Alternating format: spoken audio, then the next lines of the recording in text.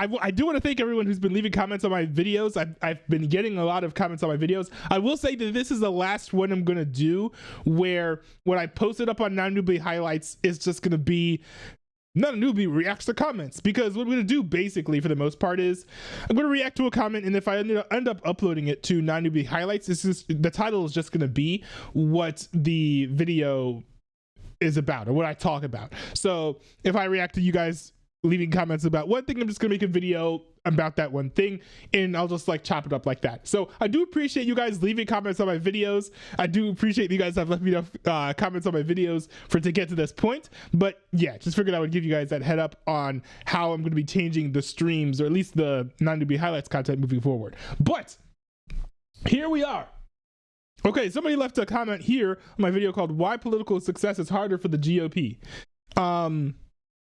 Well, Sid Guitar 99 left a comment here saying, considering the president said Haitians are eating cats and dogs and still won, I'd say they have it easier.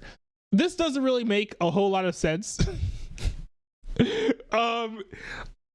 You know, saying that there are Haitians eating cats and dogs is not the type of thing that you would imagine would sink a campaign. Especially because it's not like Donald Trump made it up. He didn't make it up.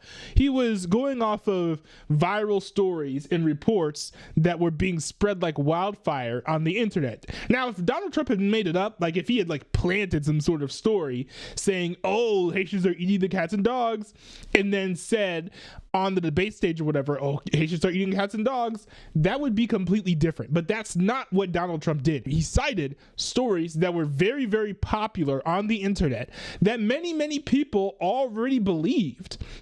And so for him to recite that, how would that have taken this campaign? That doesn't make any sense. So that's not a good example if you want to say that Republicans have it easier. Also, Donald Trump is a complete wild card. Donald Trump can pull success from scenarios that the vast majority of politicians cannot, largely because of the cult following of MAGA that he has riding behind him. So Donald Trump can say that Haitians are eating cats and dogs. Can Ron DeSantis? I don't think so. Can Vivek Ramaswamy? I don't think so. So it's important, if you're going to evaluate stuff like this, don't go back and look at Donald Trump to see, oh, what can a Republican do in order to be successful? Look at someone maybe like Ron DeSantis. He's had a lot of political success. Look at maybe someone like Vivek Ramaswamy. Looks like he might have some political success in Ohio as well. Look to other Republican leaders other than Donald Trump to see how things might go, because I think they would be a better barometer than Donald Trump, because the Donald Trump-less GOP is going to transform overnight, and I think it's not going to look pretty for the Republicans, but it is what it is. That's just the case, because the Republicans are so joined to the hip to Donald Trump and not any particular ideology, because Donald Trump has changed his mind on so many things over time that once he's gone, there's not going to be any guiding force. There's no massive ideological center beyond things that Donald Trump is already doing. So when Trump is gone, right, he's already going to have done all of the things that the Republican Party was united on. So what left is there going to be to do?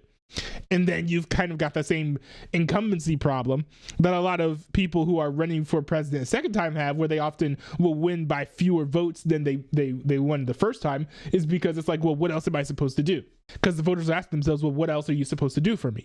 So, you know, don't be fooled. Donald Trump saying whatever he wants is not going to reflect to other Republicans. They're going to be Republicans saying less, I guess, off the wall things than what Donald Trump has said, and they're going to do worse than him in the future.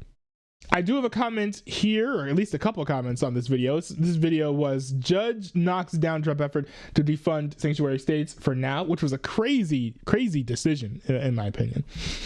One comment here says that $1 should go to the Marxists. I don't know what.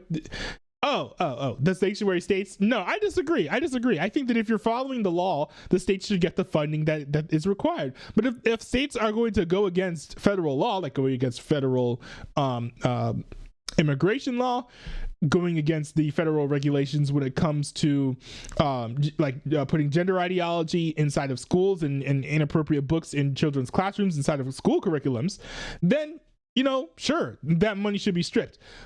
saying that aid should be conditional is not the same as saying that you disagree with aid at all. In principle, I completely disagree with that when it comes to the federal government giving aid to the states. You can't just be like, oh, they're Marxist states, so we can't give them money. No. These are states, and so they should be getting money from federal sources. But, of course, if they stop obeying federal laws, then they lose the right to federal money. At least that's how things should be, in my opinion. That was left by someone whose name is too long for me to read. That was no story stagnates Ernie box 5312, which, I mean, points for creativity, I suppose. This comment here is from Valerie E9I. It says, most forget the Constitution was written for the USA and its citizens, not others. Very true, but to be fair, there are protections afforded to citizens. Like, for example, I don't think you can do cruel and unusual punishment for non-citizens in the United States just because they're not citizens of America. So, I mean, there are still some things and rules and regulations that you have to follow. But yes, citizens do have far more rights. So, for example, citizens have the right to vote legally, while non-citizens do not. So, yeah, kind of a good point. I'm 99% with you on that one.